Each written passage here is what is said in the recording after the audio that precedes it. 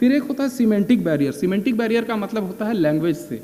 Language का मतलब ये होता है कि कई बार हम ऐसी भाषा का प्रयोग करते हैं जो सामने वाला व्यक्ति नहीं समझता। हमारी शिक्षा हुई अंग्रेज़ी माध्यमों में और हम कोशिश करते हैं कि सामने वाले व्यक्ति को अगर हम अंग्रेज़ी में ही जानकारी देने की कोशिश करें तो कई बार ये होता है कि सामने वाले व्यक्ति तक वो इन्फॉर्मेशन पहुंच नहीं पाती है।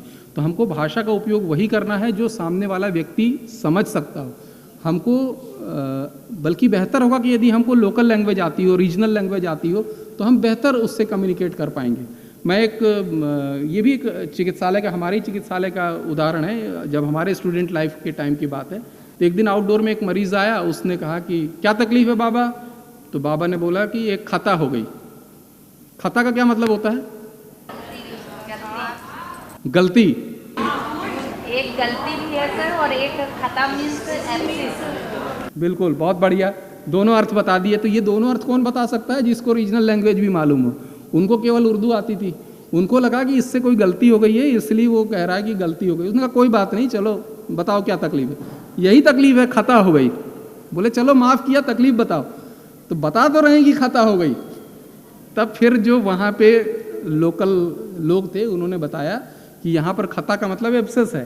तो उस पेशेंट को एब्सेस हो गया है, इसके कारण ये ऐसा बोल रहा है। तो ये हमारे लिए समझना भी बहुत महत्वपूर्ण है कि यदि हमको लोकल लैंग्वेज नहीं आती, वो भाषा नहीं आती जिसमें कि सामने वाला व्यक्ति समझ सके, तो हम अपना कम्युनिकेशन वो प्रॉपर कर नहीं पाएंगे। इसके अलावा बहुत सारे कम्युनिकेशन हो सकते हैं जो बैरियर के रूप में काम करते हैं।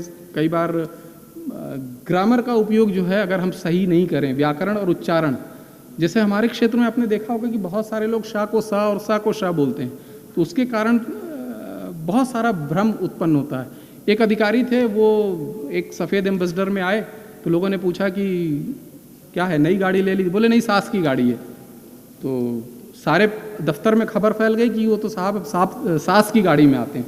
बोले सास बहुत पैसे वाली हैं। पूरे दफ्तर में ये चर्चा होने लगी कि बहुत ससुराल उनकी अमीर है, बहुत ज़्यादा पैसा मिला है, बहुत दहेज मिला, वगैरह वगैरह इस तरह की बातें। जब घूमते फिरते बात उन तक पहुंची तो बोले नहीं नहीं, वो तो सरकारी गाड़ी है। तो पूछा गया किस व्यक्ति ने कहा कि ये सास की गाड़ी में आते हैं? तो जब उनको लाया गया सामने तब उन्होंने बताया कि आप ही ने तो कहा था कि सास की गाड़ी में। अरे महाराज, मैं शासकीय गाड़ी बोल रहा था। अब वो शाह को सा बोलते थे तो उन्होंने कह दिया सास की गाड़ी में, और सास की गाड़ी सामने वाले ने समझ लिया कि सास की गाड़ी है। तो ये क्या हुआ कि कम्युनिकेशन जो मैसेज प्रॉपर स्प्रेड नहीं हो पाया।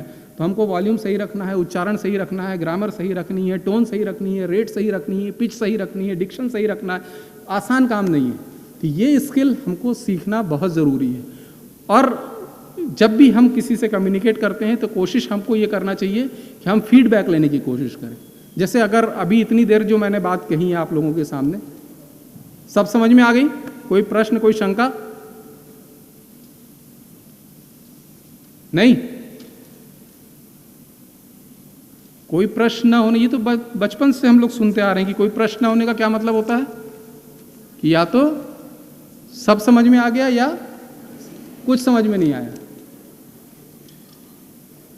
तो ऐसा तो होता नहीं है कि सब समझ में आ जाए, तो बड़ा रेयर है, बहुत कम होता है कि सब समझ में आ जाए। कुछ ना समझ में आया हो कभी भी, वो ज़्यादा संभावना है। तो मैं तो ये मान के चलता हूँ कि शायद सब समझ में आ गया।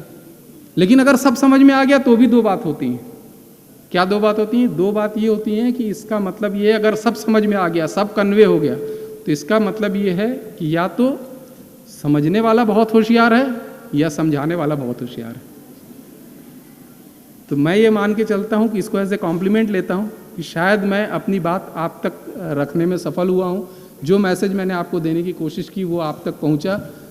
आगे और हम इस पे फीडबैक लेते रहेंगे। आगे कभी भविष्य में अगर आवश्यकता पड़ेगी तो इस विषय पर हम और कार्यशालाएं या और विस्तृत चर्चाएं जरूर करेंगे।